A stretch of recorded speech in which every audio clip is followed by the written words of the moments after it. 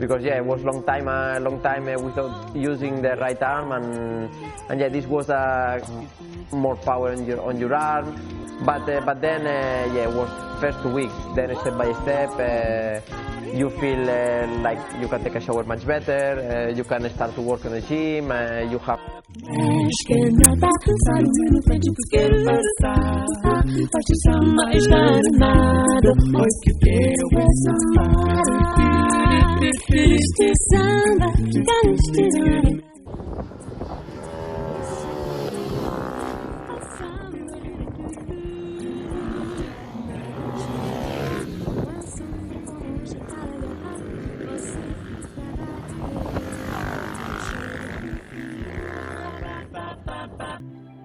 When you talk to me, give me the impression that I won't scratch your surface. And I could walk for days, searching.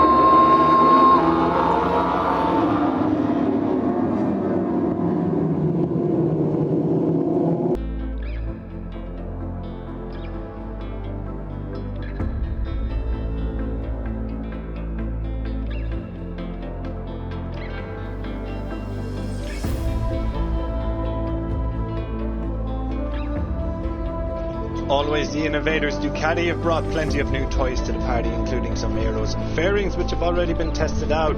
Also spotted was using a front hole shot device which most of the other manufacturers have at their disposal. Honda had all 4 riders with fairings over the weekend. Takaki Nakagami reported mixed feelings about them, with further testing required. The factory team riders were seen with 2 different exhausts, while Stefan Bradl tested 3 different chassis, the 2020 standard, the one which was developed in 2021 and which they plan to put to use over the coming season. Their test rider Danny Pedrosa also tested out a new chassis as well as an entirely new tail section which also contained a new exhaust within the unit.